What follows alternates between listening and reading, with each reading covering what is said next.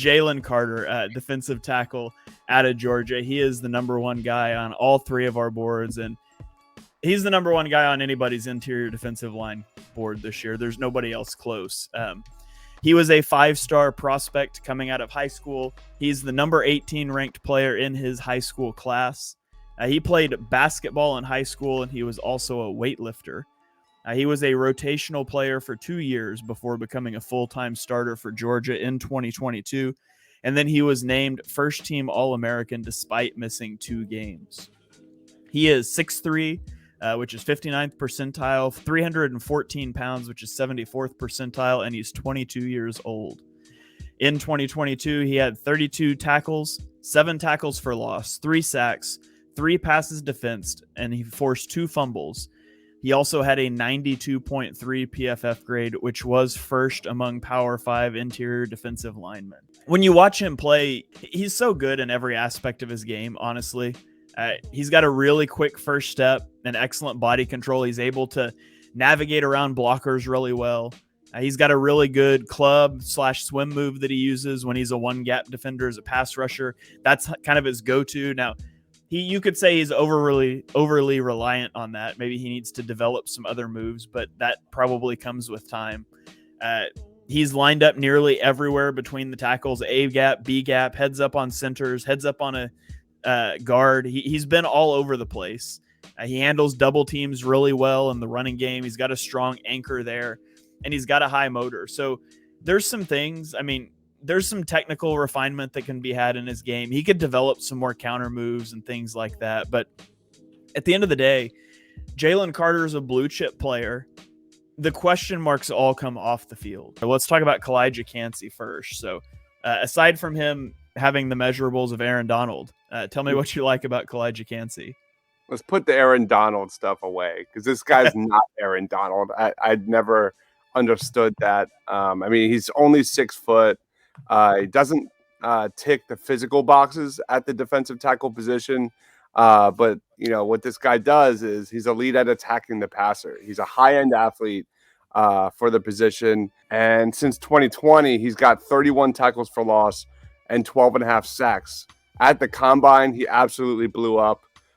His athleticism was on full display, 4.67 40-yard dash. That wasn't just among the best defensive tackles this year, but one of the best times by defensive tackles ever. Incredibly lean and light on the interior. Solid burst off the snap. Doesn't have a lot of mass. Struggles a bit against the run, and so he's probably going to be very limited from the jump in the NFL. I've got a round 1 grade on Kalijah Canty. I think his fit alongside Jordan Davis is pretty interesting.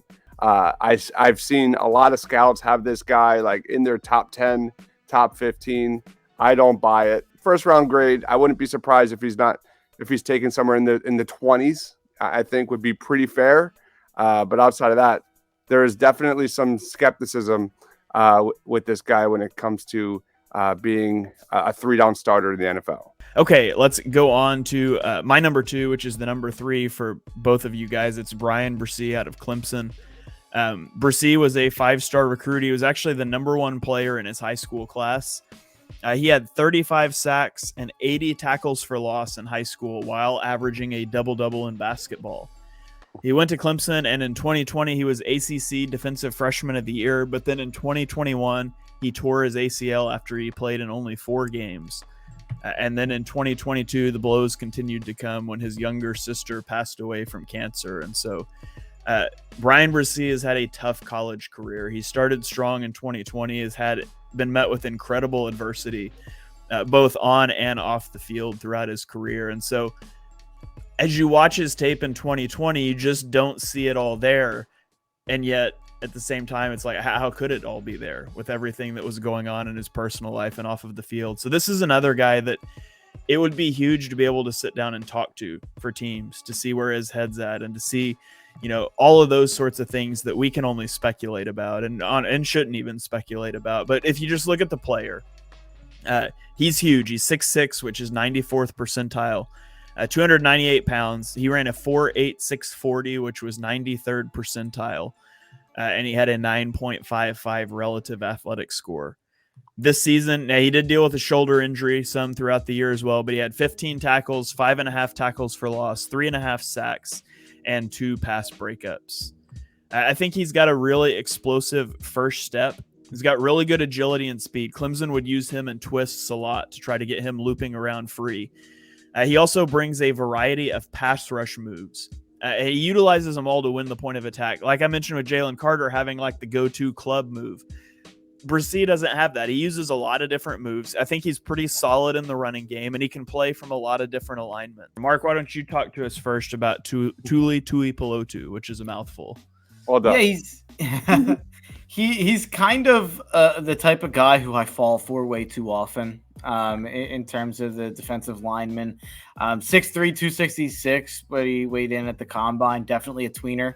Incredibly tiny in terms of weight to be a D tackle.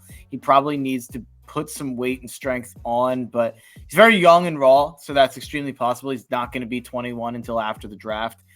He had an incredible junior year to cap off his USC career. 13.5 sacks, 22 tackles for loss, 56 pressures, and basically never came off the field. He played 733 snaps as a junior. He had 5.5 sacks and 7.5 tackles for loss in the year prior, and actually had a better PFF grade as a sophomore than he did as a junior. But he had an 82.4 combined PFF grade over his last 2 years as a starter.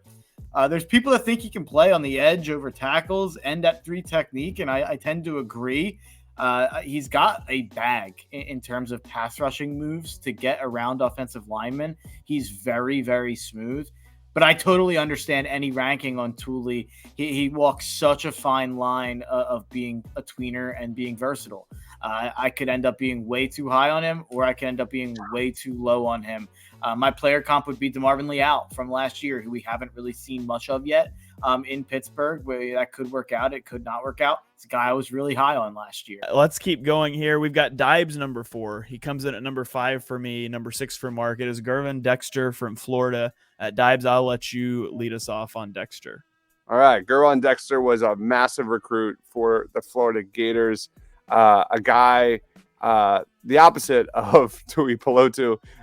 He's a guy that has amazing measurables, but just hasn't really met his full potential, hasn't really put it together. He was a 5-star prospect, versatile lineman that I think can dominate in the modern era on the defensive line. 6'6", 309 pounds, lean athletic frame, great length, great power, high end length and explosiveness. Gives him a really nice tool set for the NFL, especially when it comes to pass rushing.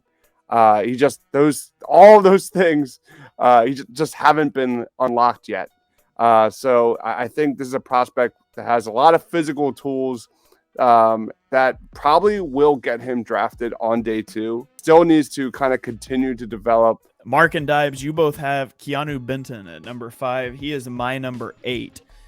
So let's talk about him. Mark, I'll throw it to you here first. Tell me what you like about Benton. He's one of those guys where it's like, I'm high on this guy. And then you realize when you look around, like you're seeing all these guys rank him in their top 40s and their top 30s. Like I think Solak has him as like a first rounder. There's a lot of people out there who are like crazy high on Keanu Benson, to the point where I'm just like, wait, am I low on Keanu Benson? Like I thought I liked him. And then so it's one of those situations, but 6'3.5", 309, 889 RAS, tested above it. It's kind of a funny RAS chart if you pull it up. It's 889, but if you look at it, it's like, wait, everything's kind of like average or above average. But then he tested really well in the broad jump and a couple of the agility drills. He has freakishly long arms. 6 sacks, 11 QB hits this year, 49 pressures over the last 2 years. 83.5 PFF pass rush grades. He's got incredible hands. It's definitely the best part of his game. He just moves people with his hands. I mean, it's not even really, using a lot of moves. It's just incredible handwork. He's played almost exactly the same amount of snaps in the A gap and the B gap, so he's very versatile. This is a guy who he's got the chance to be able to play nose tackle and switch around to play and stay on the field. He's got plays in the run game where he just straight up shoves the offensive lineman into the ball carrier. He can be a bit inconsistent, which makes like the incredible plays tantalizing because, just do that more often. He started the last 2 years and has contributed the last 3. He had a great Senior Bowl, dominated one-on-ones at the Senior Bowl, which Dobbs can definitely touch on more than I can. But he's definitely been a riser throughout the process. Daniel Jeremiah this week actually just replaced Tuli Tuipulotu with Benton in his top 50. Chiming in here at number 6 for me, it is Mazzy Smith. He is number 8 for Dibes, unlisted for Mark. Let's just talk about him first, and then we'll talk about Dibes number 6. So Smith, interior defensive lineman out of Michigan.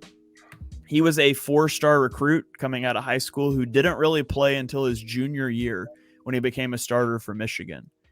He is 6'3", 323 pounds, which is 87th percentile. He knocked out 34 reps on the bench press at the combine, which is just incredible.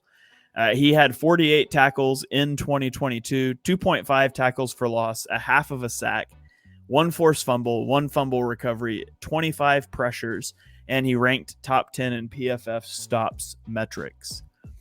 Under my strengths for this guy, I just have written in all caps, powerful. That's it. That's the bullet point. I mean, he is heavy and he is strong and he is darn near impossible to move in the running game. He routinely drops anchor against double teams and he's able to displace blockers into the run lanes. Like, he is the epitome of how you steal a gap in the running game. If you want to go light boxes, you put Mazzy Smith in the middle and he makes the numbers work. And I think he's shown a little improvement year to year as a pass rusher, but that's not what you're drafting him for. You're drafting him to clog the middle. He's inconsistent play to play. Sometimes he gets a little too upright and he'll get sealed out of plays. He can be a little slow out of his stance off of the snap, which makes him not a good pass rusher. He is very much a work in progress in that department. Dibes, let's talk about your number 6. He's number 7 for both Mark and I. It is Siaka Ika, the defensive tackle out of Baylor. It's got a really fun name to say. Dibes, talk to me about your guy. Killing it on the names, man. Doing well. Yeah, Ika is a huge 6'4", 358-pound nose tackle prospect. One of the rare athletes in this class that can stop the run and kind of do some damage in the pass game. He's racked up 45 pressures since the start of the 2021 season. He's a one-gap destroyer, comes downhill, attacks the pocket, doesn't have the versatility to move across the line like a Tuipulotu or some of the other guys. This is more of a Jordan Davis type of prospect from last year that will, thrive as a nose tackle and really make others better around him at their respective positions. Gets off the line pretty quickly, is a space eater. That's really what this guy is. He's one of the best in the class when it comes to holding double teams in the run game, maintaining position on the interior. He can absorb blocks. He's got great strength. Yeah, he's a guy that's going to win in a phone booth, but doesn't have a lot of good range. And I think players like Siaka Ika will always have a place in the NFL with this amount of size. I don't know if he's a 3-down starter at the next level, but I think he's got a true translatable skill set that will have a place in the NFL. I've got a day 2 grade on Siaka Ika. Okay, let's go to our number 8. So we've already talked about mine and Dibes, so we'll let Mark finish us out here. Mark, tell me about Kobe Turner and why he is number 8 on your board. Honestly, I have Mazzy Smith a spot above Kobe Turner, but I wanted to be different. So I was like, you know what? I don't like these prospects anyway. So let me switch it around and be different than these guys so we don't literally all have the exact same 8 guys. If I would have had Smith on there, we would have had all the exact same 8. So I stretched it out a little bit. Kobe, especially because he has a fun story, Kobe Turner. 6'2", 288, transferred from Richmond to Wake Forest and only played 1 year. He actually started his college career going to Richmond to major in music. He's a tremendous singer.